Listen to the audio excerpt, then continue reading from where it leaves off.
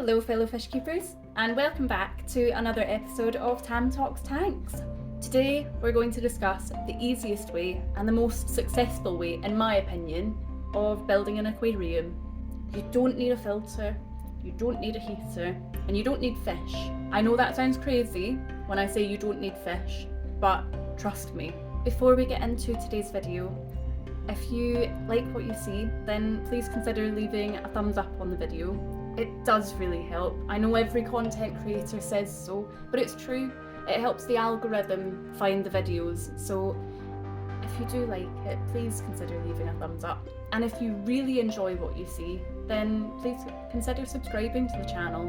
We're trying to build a fantastic community, and the biggest thing that I love about this community is that there's no such thing as a stupid question.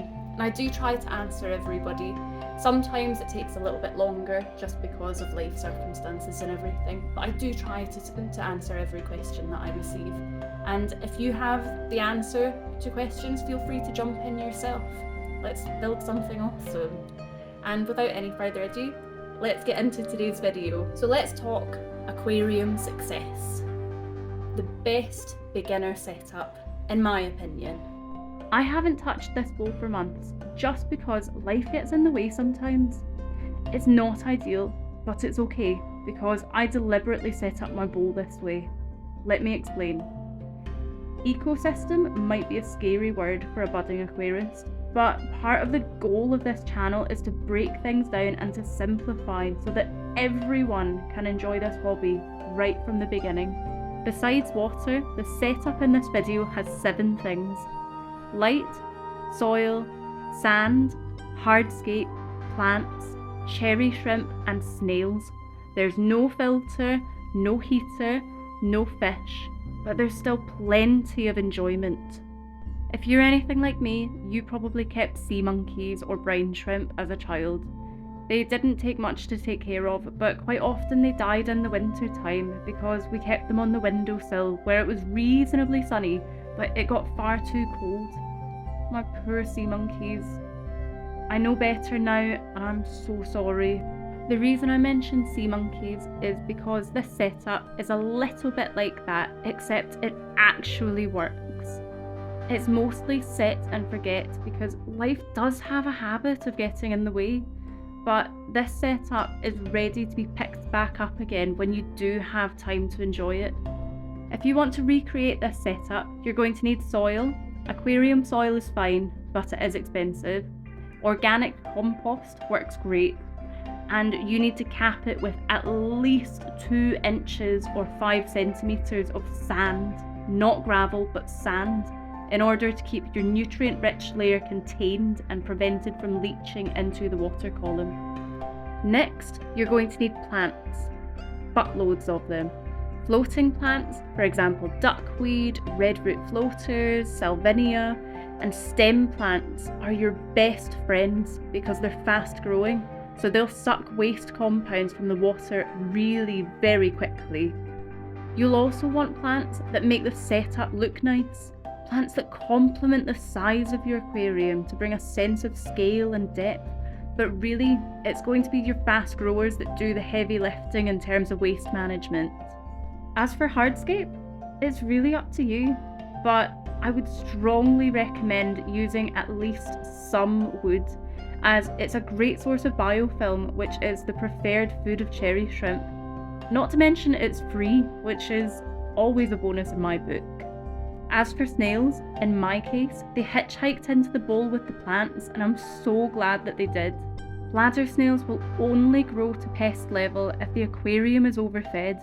And the great thing is about this setup, this tank feeds itself with algae and biofilm.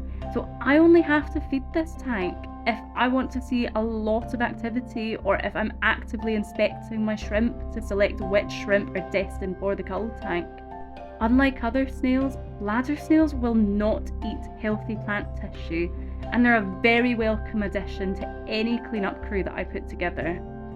Cherry shrimp and bladder snails produce so little waste, they have such a small bioload, it's negligible. It's so small that I honestly don't have to worry about my water parameters at all now that the aquarium is established.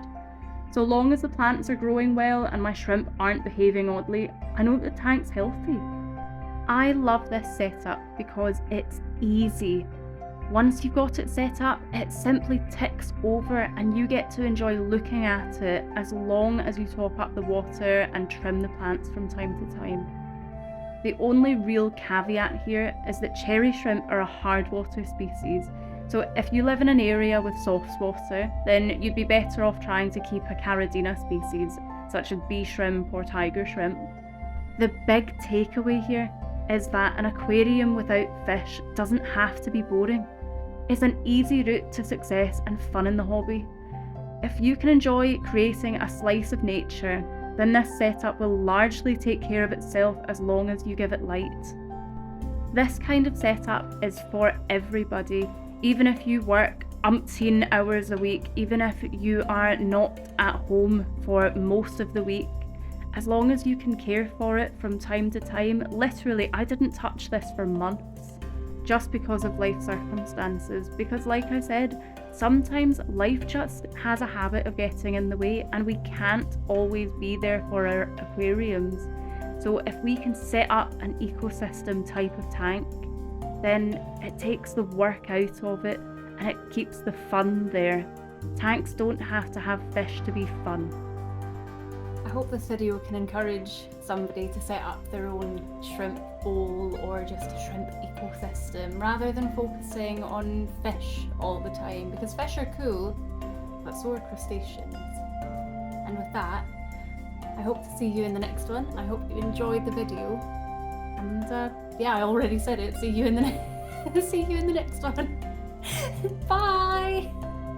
Something really cool that I've just picked out of the bowl is I left this dead leaf in my bowl and it looked dead, and I deliberately left it in there because this leaf is a leaf of Java fern and they reproduce via their leaves, and when a plant is dying it quite often has a bit of a Hail Mary where it tries its very best to reproduce and let the next generation survive.